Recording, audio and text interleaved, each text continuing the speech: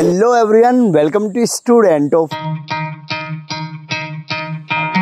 Particularly Shivpuri के बारे में बताइए, ये शिवपुरी किस तरीके की जगह है, क्या क्या चैलेंजेस है पर्टिकुलरली फॉरेस्ट को लेकर, क्योंकि आप फॉरेस्ट रिलेटेड चीज़ें देखते हैं। तो स्टूडेंट्स हैं ज़्यादातर वो IAS IPS को ही टारगेट करते हैं, बट जैसे कि फॉरेस्ट वाली जो लाइफ है वो भी काफ़ी अच्छी है, काफ़ी एक्सप्लोर करने को मौका मिलता है।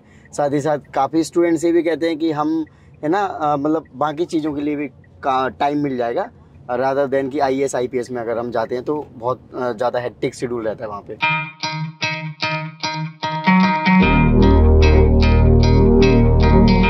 आप वन विद्यालय के डायरेक्टर हैं और साथ में आप DFO भी हैं, तो मैम क्या एक्चुअल काम करना होता है आपको?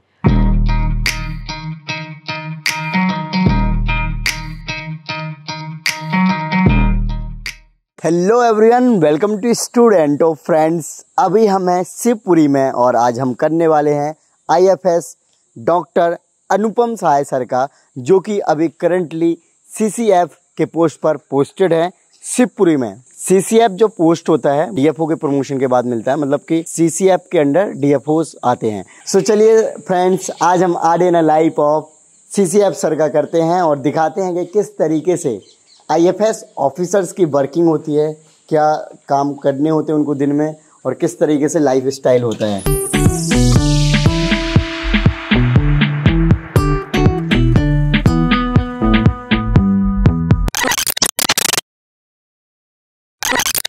अपने एजुकेशनल बैकग्राउंड या फिर अपने बैकग्राउंड के बारे में बताइए सबसे पहले। मैं बिहार का रहने वाला हूँ और बिहार के गोपालगंज ज़िले से मेरे नेटिव बिलोंग करता है, और मेरी एजुकेशन जो है वो आरा और पटना 2 जिलों में मुख्य रूप से हुई। फिर मैं हायर एजुकेशन के लिए मद्रास चला गया। मैंने मद्रास वेटनरी कॉलेज से वेटनरी साइंस में ग्रेजुएशन किया। उसके बाद मैं IVRA बरेली में PG किया। उसी दौरान मेरे मित्रों से और जो मेरे सीनियर्स थे उनसे मुझे गाइडेंस मिला कि मुझे UPSC, जिसके माध्यम से IAS IPS और IFS की एग्ज़ाम दिए जा सकते हैं, उसकी भी मुझे तैयारी करनी चाहिए। ओके, सो स्टार्टिंग आपको कैसे मोटिवेशन कैसे मिला? जैसे आपने बताया कि आपके फ्रेंड और सीनियर से आपको जानने को मिला कि सिविल सर्विसेज वगैरह की प्रिपरेशन करनी चाहिए। बिहार में रहने से एक बैकग्राउंड तो मिल ही जाता है। हाँ हमारे कई ऐसे परिचित लोग थे जो अदर सर्विसेज में थे, जिनके बारे में देखता सुनता रहता था, और बचपन से ही मुझे प्रतियोगिता दर्पण और कुछ कॉम्पिटिटिव सब्जेक्ट्स के बुक्स पढ़ने का शौक था। जी सर। फ्रेंड्स, आगे वीडियो शुरू करने से पहले आप सभी के लिए एक इंपॉर्टेंट इन्फॉर्मेशन। क्या आपको पता है कि PW ओनली IAS लेकर आ रहे हैं प्रतिज्ञा दिवस? UPSC का बिगेस्ट फेस्टिवल है। इसमें आपको बहुत सारे सरप्राइजेस एंड ऑफर मिलेंगे, साथ ही साथ 1000+ गिव अवेज मिलने वाले हैं। सो इस इवेंट को लाइव अटेंड करना है आपको 22 जून को शाम 3 बजे या दोपहर 3 बजे। सो फ्रेंड्स, ये जो लाइव इवेंट है वो पटना में होने वाला है। सो फ्रेंड्स, जो पटना में रहते हैं वो बापू सभागार ऑडिटोरियम में जाकर अटेंड कर सकते हैं, पर क्योंकि इसमें लिमिटेड सीट्स हैं, सो वीडियो के डिस्क्रिप्शन में लिंक है, जाके जल्दी रजिस्टर करें। जो स्टूडेंट्स ऑफलाइन जाएंगे अटेंड करेंगे, वहां पर एंट्री गेट पर उनको कोड दे दिया जाएगा, लेकिन जो लाइव ऑनलाइन अटेंड करेंगे उनको लाइव प्रीमियर इवेंट की लिंक मिल जाएगी। साथ ही फ्रेंड्स, मैं आपको UPSC के फाउंडेशन बैचेस के बारे में बता देता हूँ। संकल्प बैच 2026 के लिए ये इंग्लिश बैच है, जिसकी प्राइस है 11,999 रुपये। प्रहार बैच है 2025 के स्टूडेंट्स तैयारी कर रहे हैं उनके लिए है, जिसका प्राइस आप देख ही सकते हैं। साथ ही साथ टाइटन बैच है जो कि इंग्लिश मीडियम स्टूडेंट्स के लिए है, जिसका प्राइस 9,499 रुपये है। आप मेरा कोड S1500 यानी कि S1500 यूज करिए मैक्सिमम डिस्काउंट के लिए। आगे मैं आपको बता देता हूँ UPSC के जो कॉम्बो बैचेस हैं, यानी कि ऑप्शनल के साथ अगर आप संकल्प बैच लेते हैं तो आप देख सकते हैं कि आपको 18,999 में मिल जाएगा, और साथ ही प्रहार बैच लेते हैं तो इसी तरीके से आप इनके प्राइजेस देख सकते हैं। सो आगे और आपको ऑप्शनल्स के बारे में बता दूँ, UPSC ऑप्शनल, सो ये भी आप लाइव बैचेस हैं सारे, आप ये सारे ऑप्शनल देख सकते हैं। Anthropology, PSIR, history, public administration and Hindi साहित्य, मतलब ऑलमोस्ट जो पॉपुलर ऑप्शनल हैं आपको सारे यहाँ पे मिल जाएंगे। सो इन बैचेस में इनरोल करने के लिए आपको वीडियो के डिस्क्रिप्शन में लिंक मिल ही जाएंगी। साथ ही साथ आप जो 22 तारीख को 3 बजे प्रतिज्ञा दिवस होने वाला है उसमें ज़रूर जुड़ें, और ये लाइव इवेंट है, इसमें बहुत सारे आपको ऑफर सरप्राइजेस मिलने वाले हैं। साथ ही साथ अगर आप बैचेस ज्वाइन करते हैं तो आप मेरा कोड 1500 ज़रूर यूज़ करें मैक्सिमम डिस्काउंट के लिए। सर ये जो IFS हैं, इंडियन फॉरेस्ट सर्विस वाले, क्या आपके जब ज्वाइनिंग हुई थी तो कौन से पोस्ट के लिए हुए थे और किस किस तरीके से प्रमोशन हुआ और आपने कहाँ कहाँ सर्विस दी है, थोड़ा सा ये सब बताइए। हम लोग जैसे ही IFS में सेलेक्ट होते हैं, हम लोग को 2 साल का ट्रेनिंग IGNFA देहरादून में करना रहता है जी। तो मेरा 2009 का बैच है, तो मैंने 9 से लेकर 11 तक IGNFA देहरादून में ट्रेनिंग की, जिसमें हम लोग को क्लासरूम में भी पढ़ाया जाता है, साथ ही पूरे ऑल इंडिया के जितने भी फॉरेस्ट एरिया हैं उसमें भी भ्रमण करा करके सारी चीज़ों से अवेयर कराया जाता है कि पूरे ऑल ओवर इंडिया में फॉरेस्ट में क्या गतिविधि हो रही है, क्या अच्छी अच्छी चीज़ें हो रही हैं। उसके बाद से मुझे ऑन जॉब ट्रेनिंग के लिए देवास भेजा गया, क्योंकि मेरा मध्य प्रदेश कैडर है, तो मुझे देवास ज़िले में भेजा गया, जहाँ पर मैंने फाइनली प्रैक्टिकली सीखा कि फील्ड में कैसे काम करते हैं। और 2013 से मैं DFO बना, 13 से लेकर के लास्ट ईयर तक लगभग 14 साल तक मैं DFO रहा। उसके बाद से अभी मैं कंजर्वेटर ऑफ फॉरेस्ट हूँ, जो लगभग 4 साल का पद रहता है।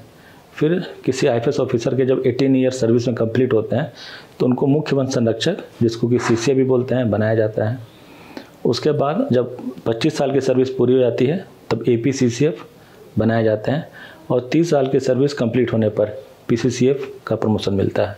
ओके, सो PCCF लेवल क्या हो जाता है सर? हाँ। वैसे देखा जाए तो मतलब सेंट्रल लेवल पे, मतलब कि जैसे अभी आप कह सकते हैं MP में हैं, फिर कहाँ पे आपका ऑफिस होगा, क्या होगा? नहीं, PCCF भी मुख्यालय का पद है, और जैसे आप IAS में कंपेयर करें तो जो चीफ सेक्रेटरी होते हैं और पुलिस में DG होते हैं, उसी तरह से फॉरेस्ट में PCCF होते हैं, जो उस राज्य के वन को लीड करते हैं।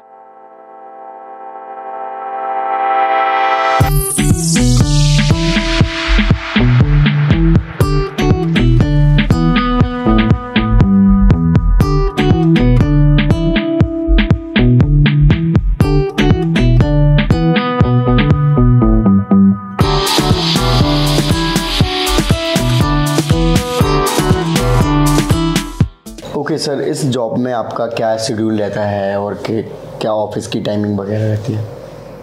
इस जॉब में मेरे पास 3 जिले के फॉरेस्ट हैं, जिनकी मॉनिटरिंग और उनको वर्क असाइन करना, उस पर पूरा नियंत्रण रखना, ये वर्क मुझे दिया गया है जी। तो जनरली मेरी दिन की शुरुआत जो है मैं अपने ऑफिस से करता हूँ। करीब 1 घंटे में ऑफिस में बैठा, जैसे 11 से 12 बजे तक। फिर मैं उसके बाद फील्ड के दौरे पर निकल जाता हूँ। तो तीनों जिलों में जहाँ पर जो वर्क प्रोग्रेसिव है उसमें जा कर के देखना, उनको टेक्निकल गाइडेंस देना, उनके वर्क के प्रोग्रेस को एसेस करना और समय समय पर उनको मॉनिटर करते रहना। साथ ही साथ भोपाल से जो हमारे सीनियर ऑफिसर्स आते हैं उनको उनके टूर के दौरान एकम्पनी करना, उनको पूरे तीनों जिलों की गतिविधियों से अवगत कराना, कोई समस्या है तो उससे भी उनको बताते हैं, और जो हम लोग कुछ यूनिक नया काम कर रहे हैं उससे भी उनको अप्राइज करते हैं। तो इस प्रकार से मेरा जो रोल है वो मेन कम्युनिकेटर का है, जो मैं अपने सबऑर्डिनेट DFO से लेकर के इन्फॉर्मेशन और भोपाल हेडक्वार्टर को पास ऑन करता हूँ।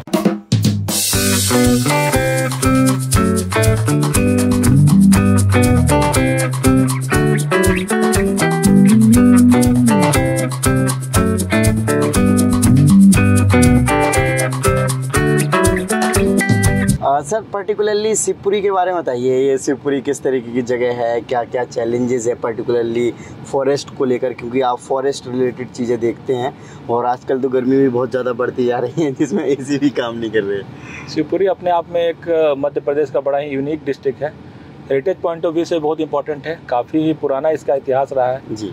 और महाराज सिंधिया के बहुत सारे मोनूमेंट्स और टेम्पल्स उन लोगों ने यहाँ पे बनाए हैं। हाँ। तो टूरिस्ट पॉइंट ऑफ व्यू से भी ये काफ़ी इम्पोर्टेंट है, और हम लोग के लिए इसलिए भी इम्पोर्टेंट है क्योंकि यहाँ पर एक माधव राष्ट्रीय उद्यान है जिसमें टाइगर भी हैं, कई सारे हर्बीवोर हैं, तो वो वाइल्ड लाइफ विंग के द्वारा मैनेज किया जाता है। सर वैसे देखा जाए कि ये जो फॉरेस्ट ऑफिसर होते हैं तो पूरा इंडिया में देखा जाए तो पर्टिकुलरली कई कई जगह पे फॉरेस्ट नहीं होते हैं, तो क्या वहाँ पे भी DFO या फिर आपके जो फॉरेस्ट कंजर्वेटर ऑफिसर हैं जो आप, वो भी पोस्ट होता है? बिल्कुल, भारत का ऐसा कोई भी डिस्ट्रिक्ट नहीं होगा जहाँ पर वन अधिकारी ना हो, क्योंकि जहाँ पे वन नहीं है वहाँ पे वन लगाने का तो दायित्व है जी डेफिनेटली। तो हमारा काम अगर वनों की सुरक्षा करना है तो हमारा यह भी दायित्व है कि हम हर ऐसी जगह पे जहाँ हम जंगल लगा सकते हैं, जहाँ प्लांटेशन लगा सकते हैं, वहाँ पे हमारी पोस्टिंग रहती है और वहाँ पे हम लोग नए नए तरह के प्लांटेशन करते हैं। जैसे रोड साइड प्लांटेशन आप यहाँ भी देखेंगे तो रोड के किनारे ये वृक्ष जो लगाए गए हैं, ये वन विभाग नहीं लगाए हैं। हाँ, काफी ज्यादा लगा दिए सर। उसी तरह ऑल्दो यहाँ पे उस तरीके का मतलब कह सकते हैं फेवरेबल मौसम नहीं है, सूखा थोड़ा ड्राई और पथरीला इलाका है ना सर। शिवपुरी में काफ़ी ज़्यादा गर्मी पड़ती है, ये ड्राई डिसिडुअस फॉरेस्ट में आता है, लेकिन हम लोग पूरा प्रयास करते हैं और इसमें शिवपुरी की जनता से भी सहयोग मिला है। यहाँ के वृक्षारोपण काफ़ी सफल हैं। ओके, सो आपने अभी तक अराउंड कितने वृक्षारोपण कर दिए होंगे या फिर करवाए होंगे? ऑन एन एवरेज जैसे मेरी सर्विस 10 साल की हो गई है, अराउंड 500 to 1000 हेक्टेयर का प्लांटेशन मेरे मार्गदर्शन में हर एक वर्ष हुआ है। तो ऐसा कह सकते हैं कि 60,000 से लगभग हमने हेक्टेयर में प्लांटेशन कराया होगा। सर जैसे कि आपने बताया कि 6000 हेक्टेयर में आपने प्लांटिंग वगैरह करवाया है, प्लांटेशन, तो टोटल कितने प्लांट्स या पेड़ पौधे लगवा दिए होंगे?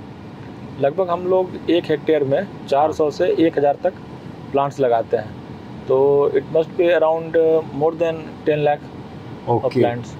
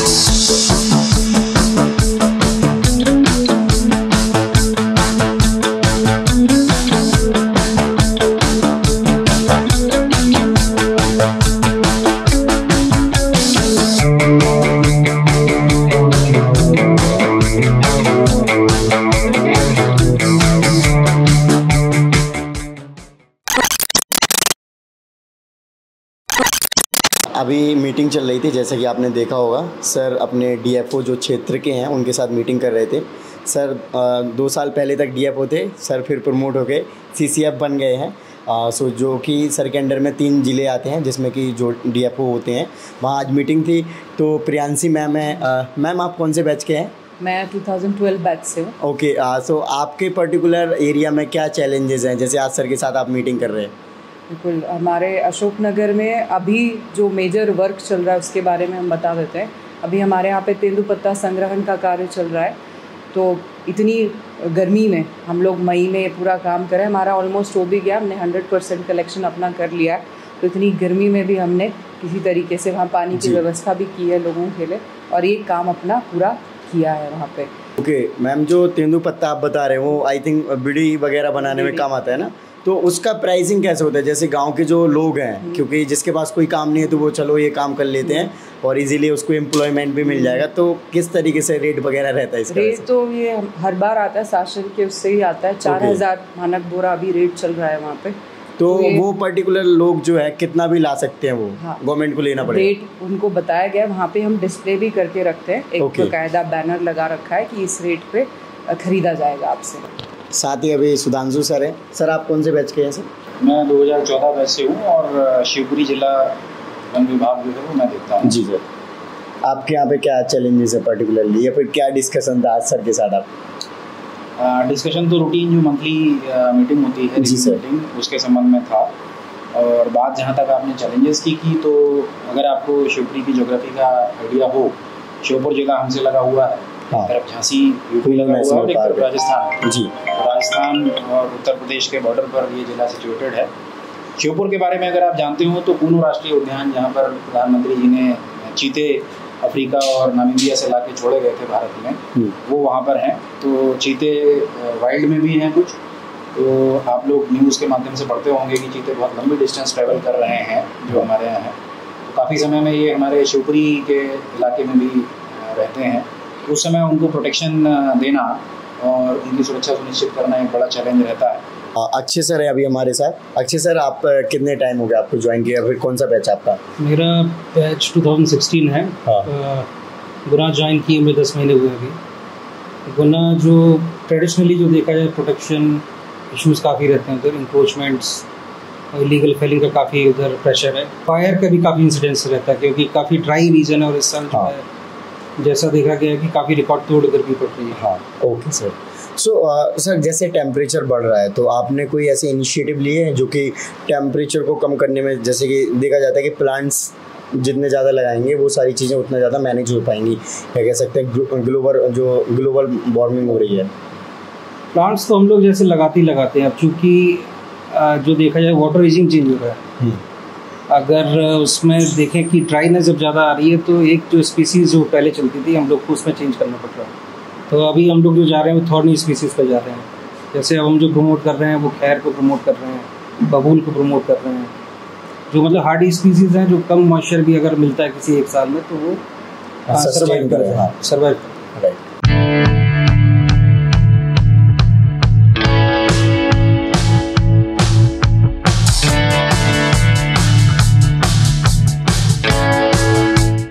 मैम, जैसे कि आप वन विद्यालय के डायरेक्टर हैं और साथ में आप डीएफओ भी हैं, तो आई थिंक ये एडिशनल चार्ज मिला है क्या आपको डायरेक्टर का? तो मैम क्या एक्चुअल काम करना होता है आपको? एक्चुअली इसको समझने के लिए आपको फॉरेस्ट का थोड़ा सेटअप बता देती हूँ मैं। फॉरेस्ट में जो सबसे नीचे लेवल पे होता है फॉरेस्ट गार्ड, जैसे कांस्टेबल होता है पुलिस का, उसी तरीके से यहाँ फॉरेस्ट गार्ड है, फॉरेस्टर है, डिप्टी रेंजर है, रेंजर है, जो नीचे काम करता है। तो हम लोगों की ट्रेनिंग तो होती है देहरादून में, जो IFS है। हम लोग जो सिलेक्ट हुए रेंजर्स की ट्रेनिंग स्कूल्स हैं उनके। जो निचला सबसे जो फॉरेस्ट गार्ड डायरेक्ट रिक्रूटमेंट होता है उनका, उनकी ट्रेनिंग हम लोग यहाँ कराते हैं। फॉरेस्ट स्कूल है ये फॉरेस्ट स्कूल स्पेसिफिकली जो हमारा लोअर स्टाफ है, जैसे फॉरेस्ट गार्ड्स हो गए, फॉरेस्टर हो गए, इन सब की ट्रेनिंग के लिए होता है ये। रिसेंटली हम यहाँ पे अपने ही राज्य के नहीं, यहाँ की फैसिलिटीज़ इतनी अच्छी हैं, इतना अच्छा यहाँ का पूरा जो कोर्स होता है वो है कि बिहार से भी 200 लोगों को हमने लास्ट उसमें ही ट्रेन किया, फॉरेस्ट गार्ड्स, 200 फॉरेस्ट गार्ड्स। अभी इसी साल से हमने 5 दिन का फॉरेस्ट गार्ड से फॉरेस्टर का किया है और 2 दिन का हमने SDO एंड रेंजर दोनों का कोर्स, रिफ्रेशर कोर्स यहाँ पे शुरू कर दिया है। तो refresher course kind of wrap up कर देना, एक बार दोबारा से सारी चीजों को मैं कहता है रिवीजन टाइप करवा देना है। बिल्कुल, जैसे हमारे इतने सारे एक्ट्स हैं, है ना, बड़े सारे आजकल एक्ट्स हैं, उसमें कितने सारे अमेंडमेंट होते जा रहे हैं दिन ब दिन, उनको अप टू डेट करने के लिए हमको पता चल जाता है, बट लोअर स्टाफ को पता चलना हमसे भी ज़्यादा ज़रूरी है, क्योंकि एक्चुअली वही ये सब फेस करता है। ये आपका दिख रहा है ये पूरा कैंपस है, इसमें एक्चुअली हॉस्टल है अंदर जी, और क्या PT ग्राउंड भी है, एक जिम भी है, इनका मेस है, तो जो सारी फैसिलिटीज हैं वो अंदर है। प्रेजेंटली अभी यहाँ कोई बैच है नहीं, तो अभी सब बंद है। जब भी वो शुरू होगा वापस से पूरा, हालांकि हम इसको मेंटेन करके रखते हैं क्योंकि रिफ्रेशर कोर्सेज भी चलते रहते हैं। जून में होपफुली हम एक और रिफ्रेशर कोर्स यहाँ पे करेंगे। फ्रेंड्स, अभी हमारे साथ हैं सुधांशु सर, जो कि 2014 बैच के इंडियन फॉरेस्ट ऑफिसर हैं, यानी कि IFS, जिनको आप सभी जानते ही होंगे कि जंगल वगैरह में जो भी व्यवस्थाएं होती हैं, जो ज़िले के DFO होते हैं। तो सर अभी DFO के पोस्ट पर हैं। सर कौन से ज़िले में हैं आप सर? मैं शिवपुरी ज़िले में हूँ, मध्य प्रदेश कैडर है मेरा। तो मध्य प्रदेश के शिवपुरी ज़िले में। सर IFS के बारे में थोड़ा सा, जो फॉरेस्ट वाले होते हैं स्टूडेंट्स को कम पता होता है कि इसमें किस तरीके से प्रमोशन रहता है, कौन कौन सा पोस्ट होता है ट्रेनिंग के बाद। जैसे थोड़ा सा ट्रेनिंग के बारे में बता सकते हैं कि ट्रेनिंग कहाँ पे होती है, कितने टाइम की होती है, उसके बाद फिर सर पोस्टिंग क्या क्या पोस्ट तक, हाईएस्ट कहाँ तक जाते हैं सर? स्टूडेंट्स जो UPSC की तैयारी कर रहे हैं वो अच्छी तरह से जानते हैं कि जो सर्विसेज हैं UPSC के थ्रू वो 2 कैटेगरी में डिवाइडेड हैं, एक ऑल इंडिया सर्विस और सेंट्रल सर्विस। जी। ऑल इंडिया सर्विस में 3 सर्विसेज आती हैं, IAS, IPS और IFS, इंडियन फॉरेस्ट सर्विस। बाकी जो सर्विसेज हैं, IRS है, रेलवे है, इंडियन फॉरेन सर्विस है, वो सेंट्रल सर्विसेज की कैटेगरी में आती हैं। तो जो ऑल इंडिया सर्विस है उसमें आफ्टर सिलेक्शन जो कैंडिडेट्स होते हैं उनको ट्रेनिंग दी जाती है उनकी रेस्पेक्टिव एकेडमीज़ में। जैसे कि इंडियन फॉरेस्ट सर्विस की ट्रेनिंग IGNFA में होती है। ट्रेनिंग से पहले एक जो बेसिक फाउंडेशन कोर्स है वो सभी सर्विसेज का एक साथ में लाल बहादुर शास्त्री एकेडमी मसूरी में होता है 3 महीने का। उसके बाद 18 महीने की हमारी फॉरेस्ट सर्विस की ट्रेनिंग IGNFA देहरादून में होती है। और इन तीनों ही सर्विसेज का जो ऑल इंडिया सर्विस हैं वो कैडर अलॉटमेंट होता है, अलग अलग स्टेट्स को फिर ऑफिसर अलॉट किए जाते हैं और जिस भी स्टेट में फिर आपको एलोकेशन होता है वहाँ पर फिर आप सर्व करते हैं, except when you are in central deputation. Government of India कभी भी आपको अपने यहाँ सेवाएं देने के लिए बुला सकती है, या जब हम चाहते हैं तो गवर्नमेंट ऑफ इंडिया के लिए अप्लाई करके वहाँ पर जा सकते हैं। जो बात आपने पर्क्स एंड अलाउंसेस की और जो प्रोग्रेशन इन सर्विस की, स्टेट में ज्वाइन करने के बाद में जो IFS ऑफिसर्स होते हैं उनकी सबसे पहले एक बेसिक ओरिएंटेशन ट्रेनिंग होती है ऑफिस की, DFO ऑफिस और सर्किल ऑफिस की। उसके बाद फिर उनको कुछ समय के लिए, लगभग 4 महीने के लिए या कुछ स्टेट्स में 6 महीने के लिए भी रेंज ऑफिसर का चार्ज दिया जाता है, जो कि बेसिक फील्ड फंक्शनिंग यूनिट होती है फॉरेस्ट डिपार्टमेंट की, जिससे वो उनके स्तर के सारे काम सीख सकें। रेंज ऑफिसर के बाद में उनको करीब 8 से 10 महीने के लिए सब डिविजनल ऑफिसर फॉरेस्ट की ट्रेनिंग दी जाती है, और पूरे 4 साल की सर्विस कंप्लीट होने के बाद में जैसे ही सीनियर टाइम स्केल में प्रमोशन होता है, then they become eligible to hold the post of divisional forest officer, जो कि डिस्ट्रिक्ट लेवल पे होते हैं। उसके बाद जो प्रमोशन होता है वो DFO के बाद में CF conservator of forest, then CCF chief conservator of forest, and then APCCF additional principal chief conservator of forest, then PCCF principal chief conservator of forest. और जो स्टेट के हेड होते हैं उनको principal chief conservator of forest and head of forest force PCCF and HOF designate किया जाता है। Government of India में अगर बात करें तो जो हाईएस्ट पोस्ट है वो है DG, director general forest and special secretary. तो वो सेक्रेटरी जो गवर्नमेंट ऑफ इंडिया के होते हैं उस रैंक की पोस्ट है। साथ ही जो और भी ऑफिसर्स हैं जो उस समय गवर्नमेंट ऑफ इंडिया में काम कर रहे होते हैं, वो जॉइंट सेक्रेटरी लेवल पे, एडिशनल सेक्रेटरी लेवल पे और सेक्रेटरी लेवल पे भी गवर्नमेंट ऑफ इंडिया में काम करते हैं, and that's the highest post that one can hold in Indian forest service. आप काफ़ी अच्छा एक्सप्लेन कर रहे हैं and clips and concise sir, बहुत ही अच्छी नॉलेज है आपके पास सर। एक बार ये थोड़ा सा बताइए, जो स्टूडेंट्स हैं ज़्यादातर वो IAS IPS को ही टारगेट करते हैं, बट जैसे कि फॉरेस्ट वाली जो लाइफ है वो भी काफ़ी अच्छी है, काफ़ी एक्सप्लोर करने को मौका मिलता है।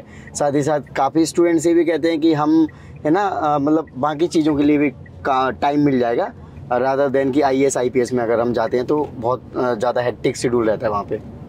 तो इसके बारे में थोड़ा सा बताइए सर। देखिए, इंडियन फॉरेस्ट सर्विस जैसा कि मैं पहले बता चुका हूँ आपको कि ये ऑल इंडिया सर्विस है, तो इसमें भी अपॉर्चुनिटीज़ उतनी ही हैं जितनी IAS और IPS में है। वर्क डोमेन ज़रूर forest, wild life, climate change, environment से रिलेटेड रहता है, लेकिन जब आप गवर्नमेंट ऑफ इंडिया में जाते हैं तो आप additional secretary level, joint secretary level पे वही काम करते हैं जो अदर सर्विसेज के सेम रैंक के ऑफिसर्स कर रहे होते हैं।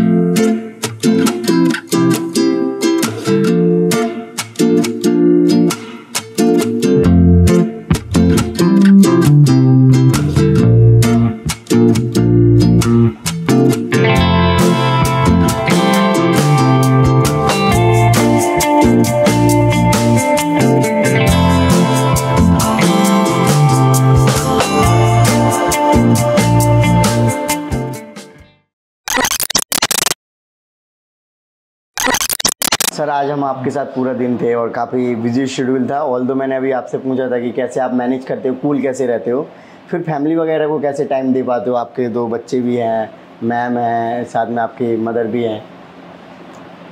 बहुत ज़्यादा समय तो नहीं दे पाते हैं, लेकिन मेरी वाइफ हैं, मेरी मम्मी हैं, ये बच्चों का ख्याल रख लेती हैं।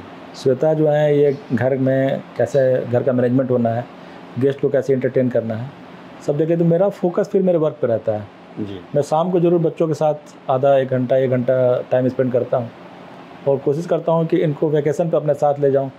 इवन जो मेरी ऑफिशियल ट्रेनिंग होती है उस पर मुझे मौका मिलता है तो मैं बच्चों को साथ ले जाता हूँ। मैम आप अपने बारे में बताइए, आपका क्या बैकग्राउंड है एजुकेशनल वाइज? मैं बेसिकली मेरी फैमिली पन्ना से है, मैं MP से ही बिलोंग करती हूँ, और उसके बाद फिर मैंने BDS किया हुआ है। मैं डेंटिस्ट हूँ बाय प्रोफेशन। तो जब मेरी इनसे मैरिज हुई तब मैं वर्किंग थी, I was working as a lecturer, dental college में ही मैं वर्क कर रही थी। अभी सर की मदर भी हैं घर पे, तो उनसे जानते हैं कि उनको कैसा लगता है, क्योंकि जनरली इनके सर के जो पहले की जनरेशन है उसमें तो कोई ऐसे कोई गवर्नमेंट जॉब वगैरह में नहीं थे। तो हर पेरेंट का सपना होता है बच्चों का उनके सबसे ज़्यादा जो भी मतलब हायरार्की में सबसे ऊंचे पोस्ट तक जाएं, और हर पेरेंट चाहते हैं जितना ज़्यादा सफल हो सके। तो दादी आपको पर्टिकुलरली कैसा लगता है सर के काम से, या फिर उनका जो इतना बड़ा पोस्ट है उनके पास? बहुत अच्छा लगता है जब इनके साथ कोई इनका होता है फंक्शन तो जाते हैं। हाँ। तो उसमें तो बहुत अच्छा लगता है। सो सर, फ्यूचर जो एस्पिरेंट्स हैं जो कि सिविल सर्विसेज या फिर IAFS के लिए तैयारी कर रहे हैं, उनको आप क्या मैसेज देना चाहेंगे? जो भी UPSC एग्ज़ाम है उसमें वेरियस स्टेप्स होते हैं, जैसे प्रीलिम्स है, मेंस है, इंटरव्यू है। तो जो कैंडिडेट तैयारी कर रहे हैं उनके डिफरेंट जो स्ट्रेंथ एरिया है उनको लेकर के स्टेप्स बनाए गए हैं। तो किसी का प्रीलिम्स में अच्छा स्ट्रेंथ है, किसी का मेंस में, इंटरव्यू में, जिसका सब में बैलेंस रहा और उसने फिर अपने स्ट्रेंथ पे प्ले किया, वो फाइनली सक्सेसफुल होता है। राइट। और तैयारी काफ़ी समय से, लगन से, दिल से करनी चाहिए और करंट में क्या चल रहा है उस पर एक वॉचफुल भी रहना चाहिए। Thank you so much sir for your lovely message. Thank you. Okay so friends, आपने देखा आज हम सर के साथ अराउंड 11 बजे से थे, जिसमें कि सर की जो वर्किंग है सुबह से शाम आपने देखा ही होगा कि ऑफिस में वर्क फाइल जाता रहता है सर का। ऑल दो फील्ड विजिट रहते हैं, बट आज पर्टिकुलरली सर ने मीटिंग का सेशन रखा था। और जो IAFS ऑफिसर्स होते हैं इनका लाइफ वर्क कल्चर काफ़ी बैलेंस होता है, पर्सनल लाइफ भी अच्छा बैलेंस होता है। ऑल दो सिविल सर्विसेज जैसे ही होती हैं सारी चीज़ें जो IAS IPS की होती हैं, और ऐसा कुछ बहुत ज़्यादा डिफरेंट नहीं होता है। जो कि स्टूडेंट सोचते होंगे कि फॉरेस्ट वालों को तो बहुत ज़्यादा टाइम रहता है, बहुत लाइफ एंजॉय करते हैं। ऑल दो बस एक जो बेनिफिट जो सबसे ज़्यादा लगता है कि वो नेचर के बहुत करीब होते हैं, और जिससे कि माइंड बूस्टअप होता रहता है। और काफ़ी लोग पसंद भी करते हैं नेचर के पास रहना, शोर शराबा जैसी जगहों से, मतलब शहर में बड़े शहर में रहना नहीं पसंद करते हैं। और बाकी पक्स एंड अलाउंसेस ऑलमोस्ट सेम ही होते हैं जो कि IAS IPS ऑफिसर्स को मिलते हैं। और कहीं ना कहीं सर्विस भी ऑल इंडिया सर्विस है, सो डेफिनेटली सारी चीज़ें सेम ही है। आई होप फ्रेंड आपको वीडियो अच्छी लगी हो तो इस वीडियो को लाइक करें। जय हिंद।